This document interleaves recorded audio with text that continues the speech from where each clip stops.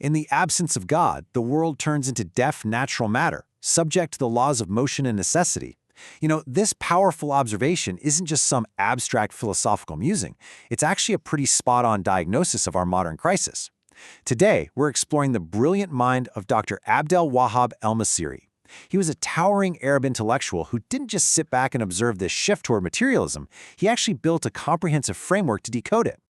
Okay, let's dive into this explainer. We're about to embark on a seriously monumental intellectual journey. We're going to explore the life, the legacy, and the profound analytical tools left behind by Professor Dr. Abdelwahab Elmessiri. And by the way, this presentation is a special dedication from Professor Dr. Salah Abdel-Samie Abdel-Razek. He's a professor of curricula and teaching methods at Capital University and the general supervisor of the International Educational Forum and the Pioneers of Thought and Education Project.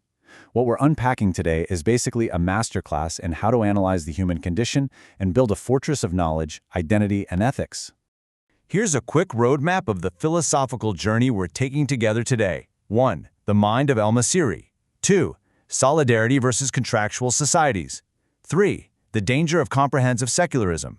4. The functional groups model. 5. The intellectual in the street. And finally, 6. Applying the legacy today. Section 1. The mind of Elmessiri. Evolution of a thinker. Born in Damanhur, Egypt, back in 1938, Dr. Elmessiri's academic journey was, quite frankly, massive. He earned his bachelor's from Alexandria University in 1959, and then he traveled over to the U.S. for his master's at Columbia and his Ph.D. at Rutgers. But he wasn't just a lifelong student. He was a prolific educator. He taught at Ain Shams University, King Saud University, and Kuwait University. He even served as an advisor to the UN, Arab League, and the International Institute of Islamic Thought. Now, what's really crucial here is that his journey saw him transition from studying comparative literature into sociology and philosophy, completely breaking out of those narrow, materialistic molds. So, at the very foundation of his philosophy is this concept of the explanatory model. Elmessiri believed that just piling up facts, that wasn't enough. We need complex analytical frameworks, these explanatory models, that act like a lens to dive beneath the surface and uncover the hidden rules that actually govern our society. He wanted us to use these models to first understand ourselves and then to objectively analyze Western modernity and Zionism, all without being trapped in intellectual dependency. Section 2. Solidarity versus contractual societies. Human relationships. Now, what's really interesting here is how Elmessiri contrasted two completely distinct societal frameworks. On one side, you have the solidarity society.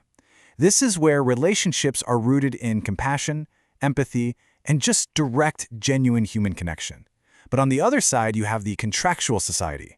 This one is highly utilitarian, based strictly on economic exchange and quantitative, measurable value. To really get this, think about the traditional Egyptian practice of nukta. This is where guests discreetly slip money to a groom at a wedding to help him out. It's this beautiful act of social solidarity and wealth distribution, all wrapped up in human warmth.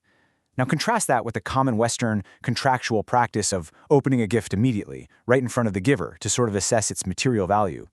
In that moment, the gift transforms from an act of human connection into a quantified, measurable commodity. It's a completely different mindset. Elmessiri actually shared this beautiful, poignant, personal anecdote from his time teaching in Saudi Arabia. His cleaner, who was an Egyptian worker, would frequently refuse his weekly wage, literally saying, "Keep your money this time." Now, why would he do that? Well, Elmessiri realized the worker was trying to establish human equality. By occasionally refusing that strict contractual exchange of cash for services, the worker was pulling both of them into a solidarity relationship. He was proving that we inherently crave human dignity and connection way more than pure commerce. So Elmessiri would actually intentionally delay payment just to let the worker act as the creditor, leveling out that human playing field. Section 3. The danger of secularism. Comprehensive secularism. Here, Elmessiri made a really crucial and neutral distinction between two different types of secularism. First, there's partial secularism. That's the traditional separation of religion from the mechanics of politics and economics. And this was something he completely accepted, noting that, technical matters like exports or weaponry shouldn't just be left to clerics. But then, he warned us about something else: comprehensive secularism. This is an all-consuming ideology that separates all moral, religious, and human values from literally every aspect of life. It turns humans and the world into mere instrumental, measurable matter. And the really crucial point here is how this comprehensive secularism creeps into society sequentially. It starts in the economic sphere, which suddenly becomes its own absolute reference point, judged only by profit and efficiency. Then it spreads to politics, then science, and ultimately it breaches the private life of the individual. Foundational institutions like the family lose their influence, and the individual is just left completely exposed to the relentless logic of the market and social Darwinism. To really ground this heavy philosophical concept, let's look at modern sports. Historically, sports were all about physical refinement, human cooperation, and polite competition, right? But under comprehensive secularism, it morphs into this ruthless, commercialized industry. The goal is victory and profit at absolutely any cost. You see players being bought and sold like commodities, and you see the rampant use of doping just to maximize performance. The human element is entirely stripped away just for the sake of pure, unfiltered efficiency. Section 4. The Functional Groups Model. Outsourcing Utility. Elmessiri defined a functional group as a specific demographic that is either brought in from the outside or isolated from within a society to perform tasks the majority avoids. Why? To maintain the society's own cohesion or moral purity. These groups are treated purely as tools. They are a means to an end defined entirely by their function rather than their complete humanity. Let's see how this builds with a really clear example: the mercenary. A society needs a mercenary to perform violence with cold objectivity. If that mercenary felt empathy, love, or hatred, if they recognized the actual humanity of their targets, they would suffer severe psychological burnout. So, by utilizing an outsider as a functional group, the host society gets to retain its own internal warmth and moral purity, effectively outsourcing all that cold, brutal utility. Elmessiri objectively applied this sociological lens to his famous Encyclopedia of Zionism. He analyzed Israel not as a religious inevitability, but rather as a settler functional group. He argued it was an imperial project sponsored by Western colonialism to perform specific security and strategic functions in the Middle East.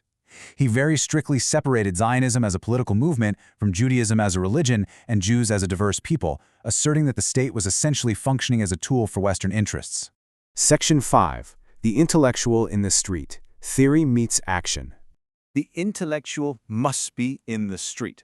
Now, this wasn't just a catchy quote for Dr. Elmessiri, it was an absolute mandate. He firmly believed that theoretical critique was basically useless if it wasn't matched by active engagement with the real struggles of the people. He completely refused to just stay confined to the ivory tower of academia.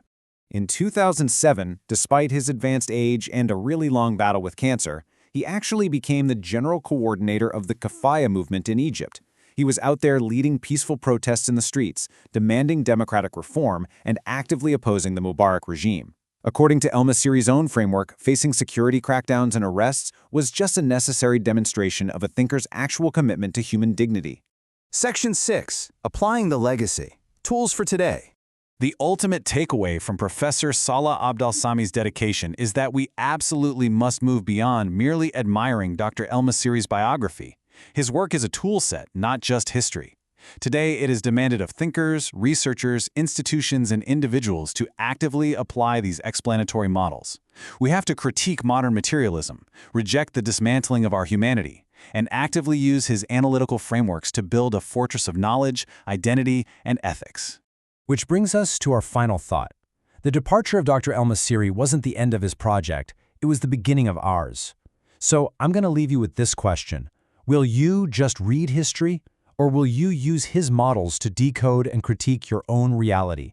Thank you so much for exploring the mind of this incredible scholar with me.